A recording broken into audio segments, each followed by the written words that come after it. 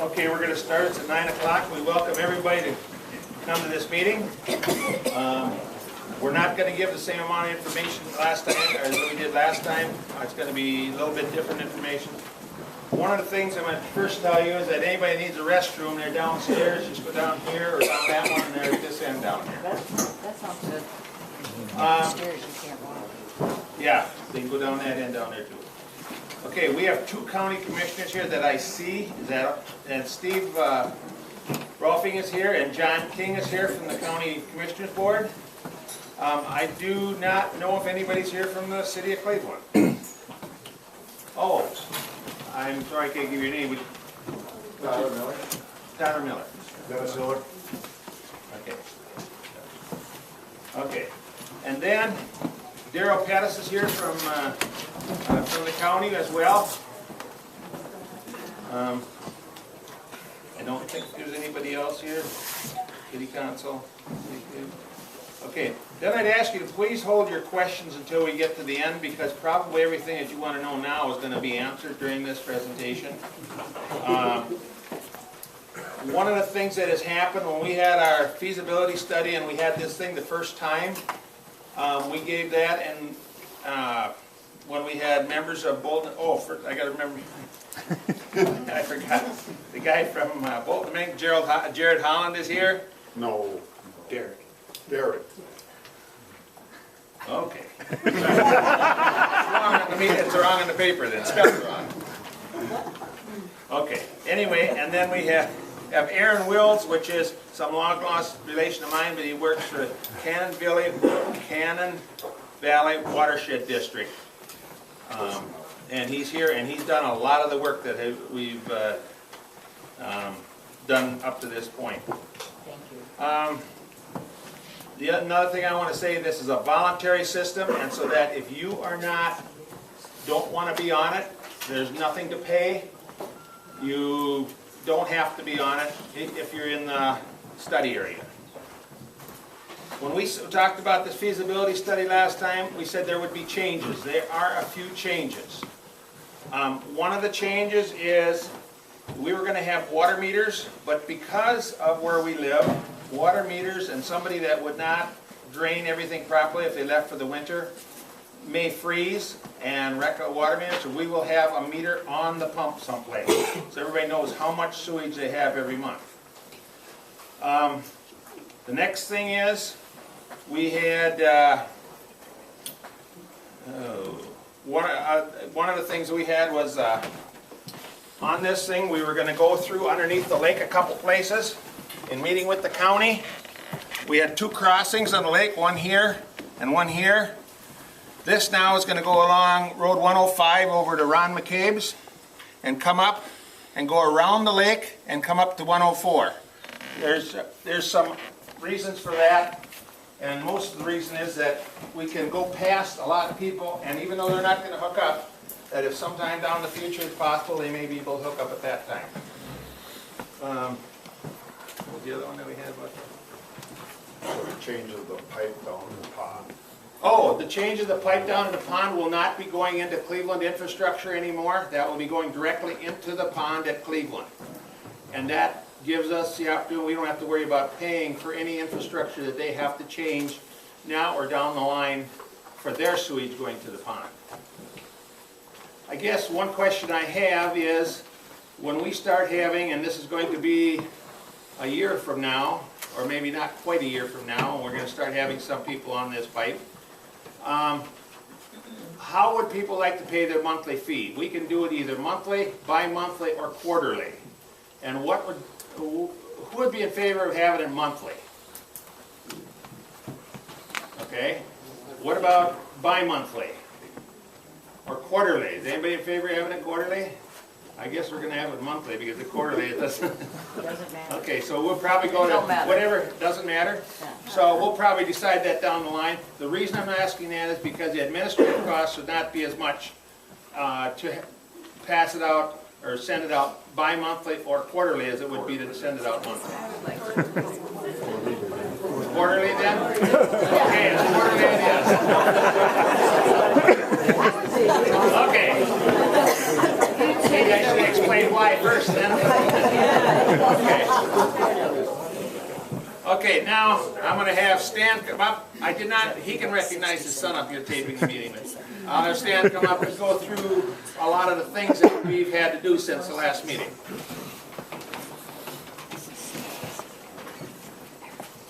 Again, thank you all for coming. The first thing I would like to do, I'd like to pass this around, find your name on the list and verify your phone number for future contact. Mike, will you start this in the back room, please? For the engineering firm to have multiple means of making contact with you folks as we need it. We got Mike Wells, my son here from the Wells News Network. Yeah, put the last meeting on YouTube. We made a few DVDs. Our intent is to do that again. Not so much for you people here, but for the people that could not make this meeting. Derek Olinger, would you please stand? He is going to be our design engineer, our field rep during the design process.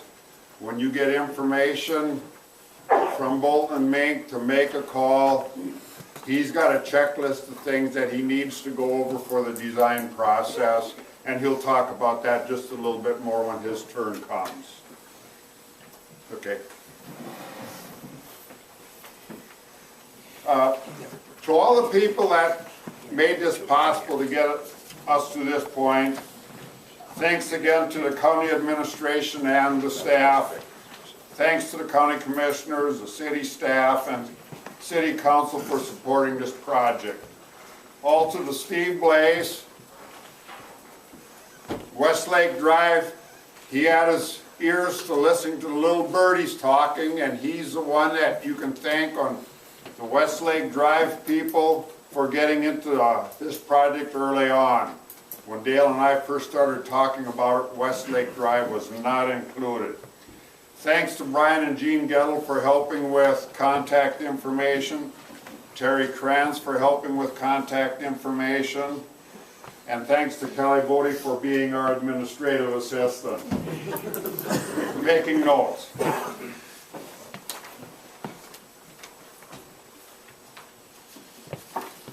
The county has scheduled a public hearing on November 15th, 2016 at 11 o'clock at the LeSueur County Courthouse. The purpose of this meeting for receiving public comment, either oral or written, on the establishment of a voluntary subordinate service district on West Jefferson Lake in order to facilitate the construction and administration of a wastewater system connected to the city of Cleveland, the existing wastewater treatment system. The area served by the proposed district will be withdrawn from the existing German Jefferson Lakes area sanitary sewer district. The subordinate service district is expected to accommodate up to 140 connections within a defined area on first come, first served basis. Grants and financial assistance may be available to property owners within this district. This has been published this last week, and it will be in the LeSueur newspapers again this next week. Probably another person calling about the meeting today. So I would urge anybody here that can make that meeting on November 15th to please show up for support of this project.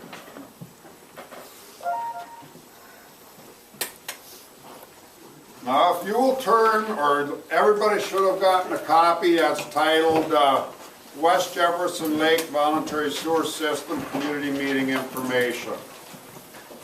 If not, we've got a few more copies up here. Anybody need a copy or want a copy? First important thing to remember on this, on the numbers that we're giving out, we've given out in the past, we're giving out today. These are all subject to change depending upon actual bid amounts and the final design. You know, Dale alluded to a change around, going instead of under the lake, around the lake. He alluded to a change down by the city of Cleveland. other changes that may or may not be made on the engineering standpoint may affect it, depending upon what that change is. As you have heard, we are now said we will receive a grant to cover approximately 50% of the project. We're right now saying the project costs are going to range between $33,000 and $40,000. That's the $33,000 is where we were at with our May meeting, and this is just the range. How did I get on this? As Dale stated previously, this is a voluntary system. You do not have to participate. Do not participate, there will be absolutely no cost to you. You can connect at a later date, but you will not be able to finance it through city taxes, and you will pay the full cost of whatever that is. Plus, you will pay a charge to hook onto the system. A partial connection is basically you're buying a connection for future use. Anything, when you come back and connect later, you will still have to pay your cost for getting the system connected to your house.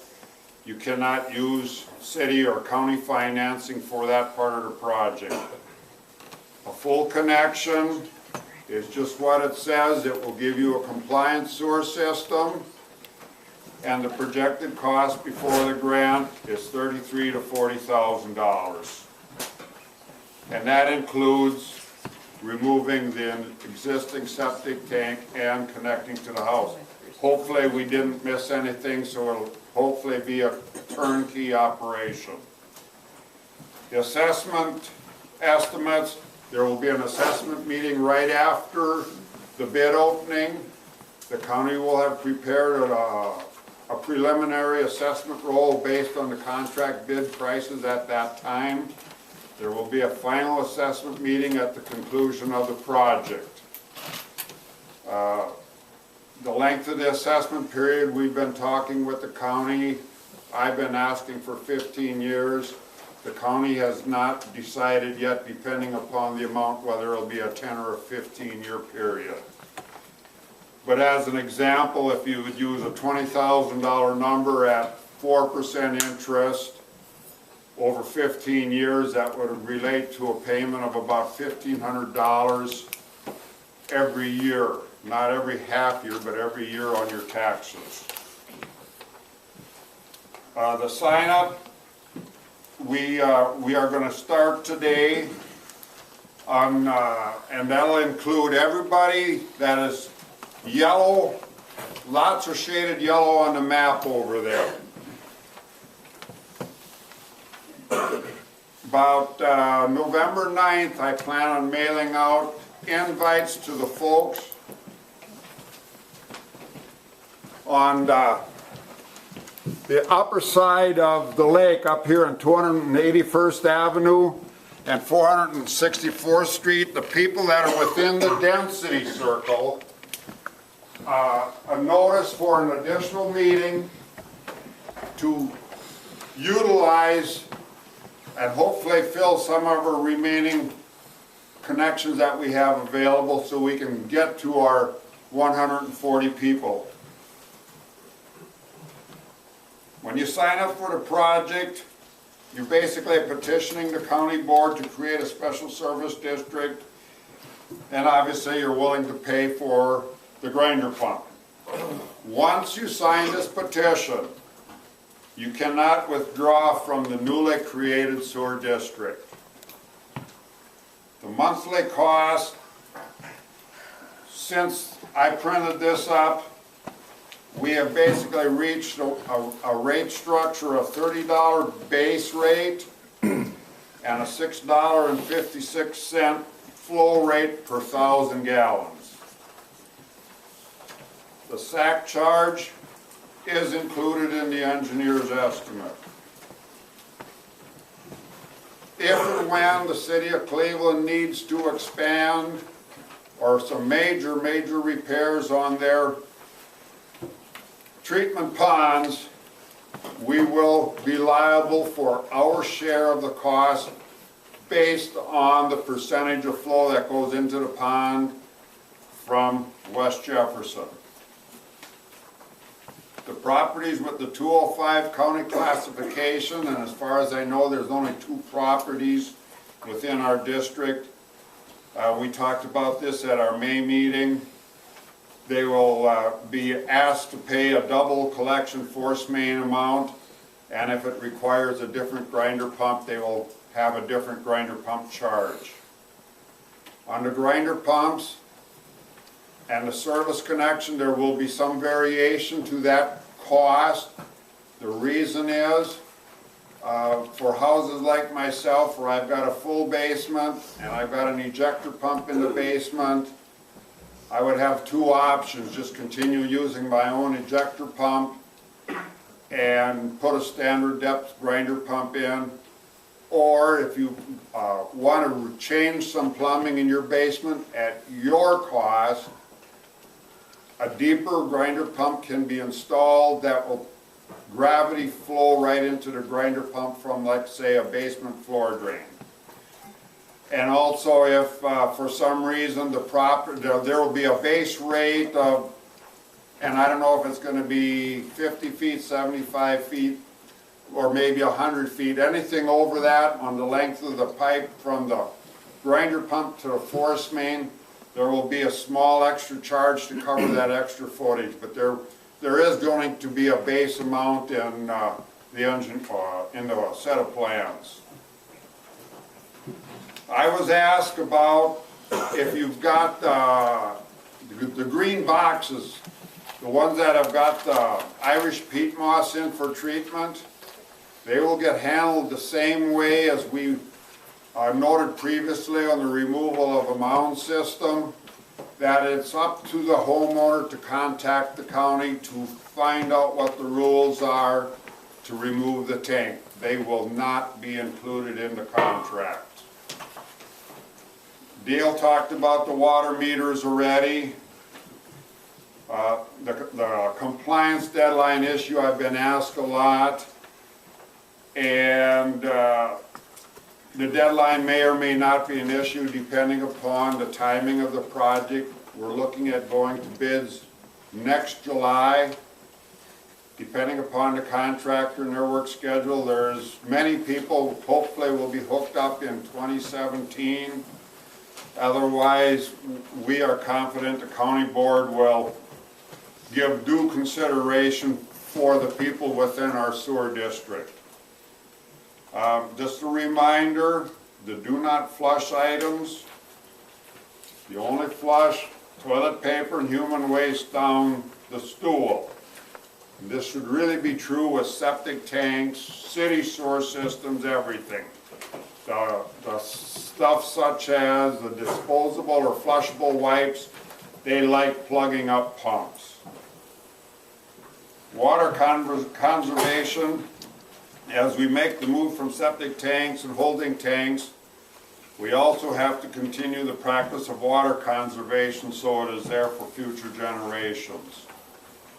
One question that I was asked that I didn't address yet is, when you sign up for this and agree to put it on your taxes, if you sell your property, the assessment has to be paid off upon the recording of the new property owner. Now, when you're selling, that can be part of your negotiation package on who pays it off, but it has to be paid off. Maintenance, last time we threw out a name, Lake Washington was using Schwickert's. We've talked with them. We have also talked with some other folks. We're trying to find somebody that will be the best fit at a reasonable cost to maintain the system. There is a certain amount of maintenance stuff that needs to be completed on a regular basis, in addition to, if there's a pump problem, we have to have somebody to call to take care of it. The project timeline is there. Like I said, we're anticipating a start of construction in July next year. Actually, I think some of the research on the top line from the Minnesota Historical Preservation Office, and I used to call that SHPO the State Office of whatever, they're looking for artifacts. I believe some of that is starting already, right, Derek? Yep. Okay, Derek, have you got anything you'd like to say? Sure. I'm Derek Olinger, as Dan said, work with Bolton and Mink, one of their design engineers. So one of the things that we're going to be doing with this project is, before we really get too deep into design, we need to visit each individual lot and see, how those individual details can line up with their project, so we can get you a grinder pump that's going to work. So basically, what I'm going to be doing is I'm going to be coming out to your property at a time that we agree upon, and I'll just be filling out a questionnaire, and we'll be going through things like the location of your well, if you have one, location of your existing septic, any other details like that, and trying to narrow down a rough location for the grinder pump. Stan had kind of mentioned something about some of these different options that can result in price changes in your individual grinder pump for your house. Those will be some of the things that we'll be talking about when I come out and meet with you specifically. Whether if you got a basement where your sanitary service is deeper than a regular service, we'll be looking at that kind of stuff. So any questions with that will likely be answered at that time during those lot surveys. So I guess moving forward with these lot surveys, what we're going to be doing is we're going to have to schedule up each property individually.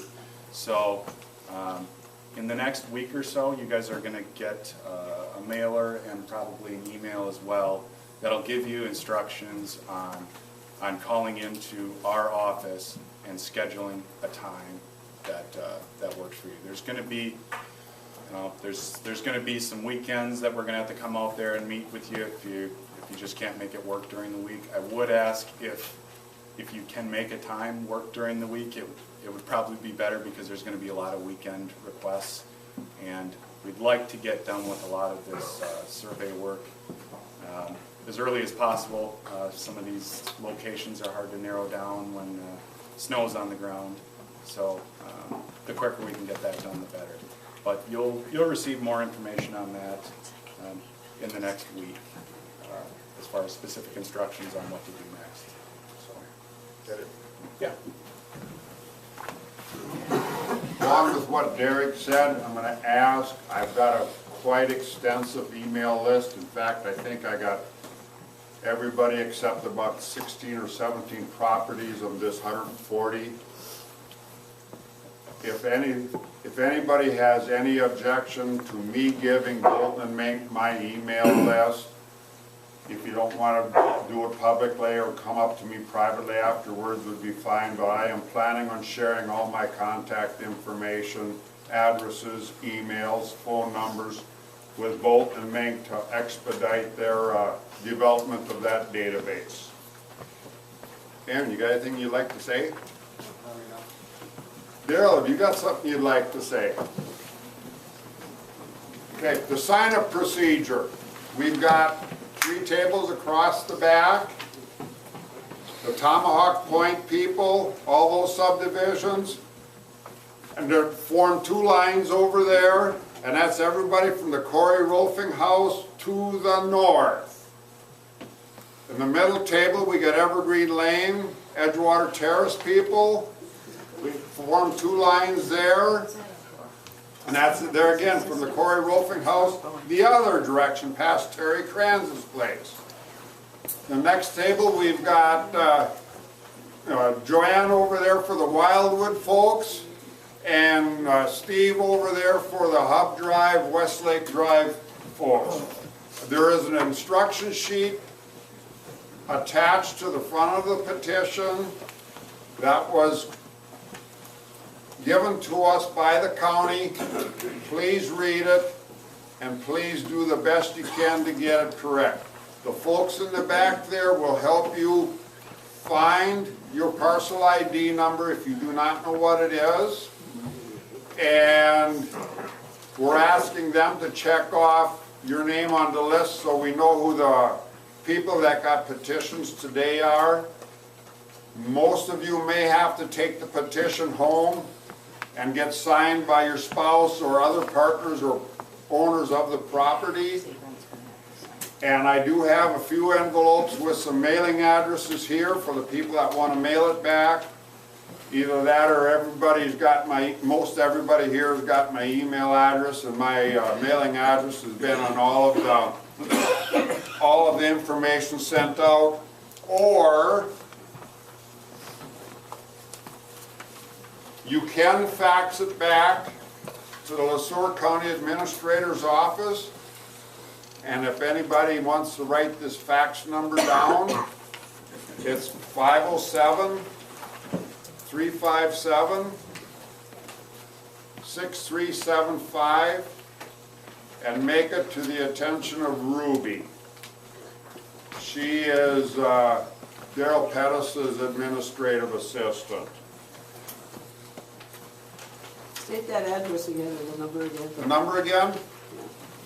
507-357-6375. Address is on the front of the instruction sheet. Yeah. Yeah, the mailing address, if you prefer to mail it, is also on that instruction sheet.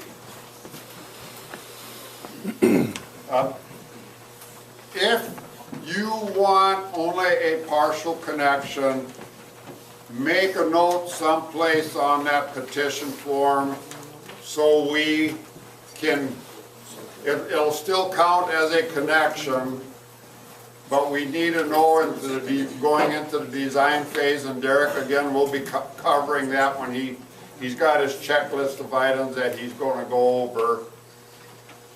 But we want as good a count as we can when going into the final design of the contract. What we're bidding for grinder pumps, what we're bidding for partial connections. You got anything else, Dale?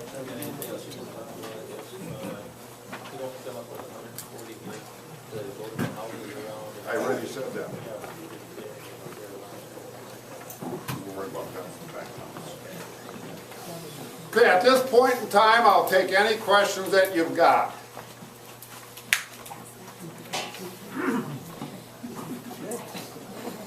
I can't believe that I did that good of a job. Yes? Did the county give you any kind of idea on what the cost would be to remove a mound system or the peak system? I believe if you would ask the county, they would tell you they're not in the business of removing that. So it would be due diligence to do your own research. How about the guy from Bolton Make, does he have any idea on what So, to get rid of something like that? right now, we're projecting it's gonna be between 1,000 and 1,500.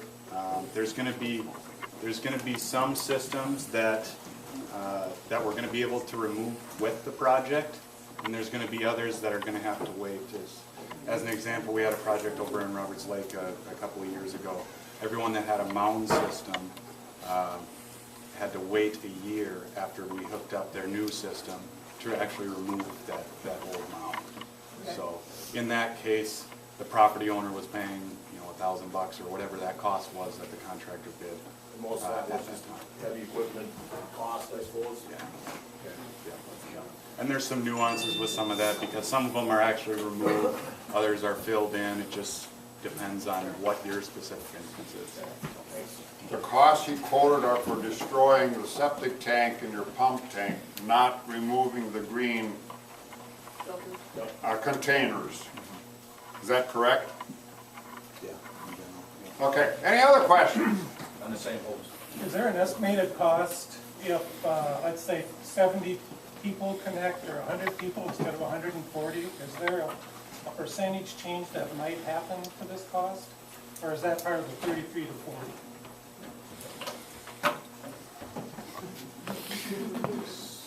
I'm trying to think of the best way to say this, but we have been in discussion with LeSueur County And they have indicated that, let's say we get 110 connections or 120 connections, they will carry the remainder of the cost until we can get the additional connections filled to keep a flat rate charge across the entire spectrum of range.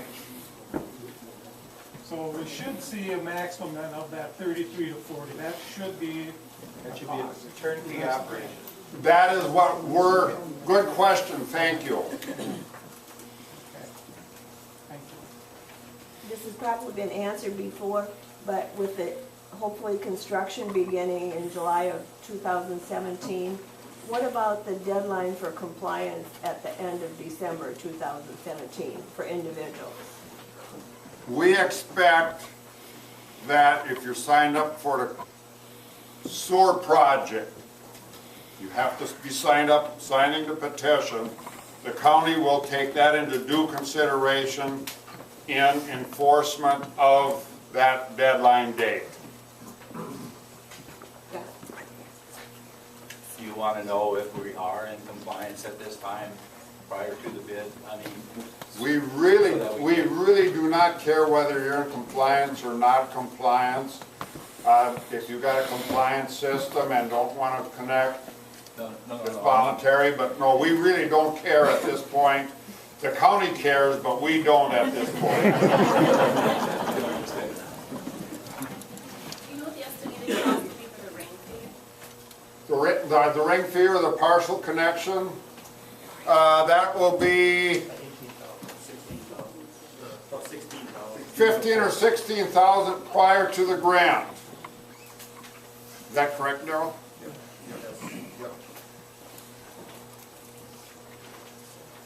And if I might expound on that just a little bit, if you're thinking of if you currently got a compliance system and you're thinking of buying just a temporary connection, and we're absolutely fine with that, but however, you need to keep in mind if you have the grinder pump installed as part of the contract, the grant will pay for approximately half of that.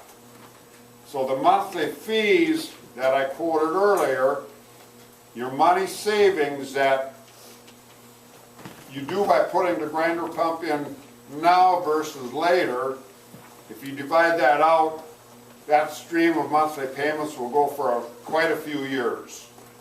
Just a little side note there.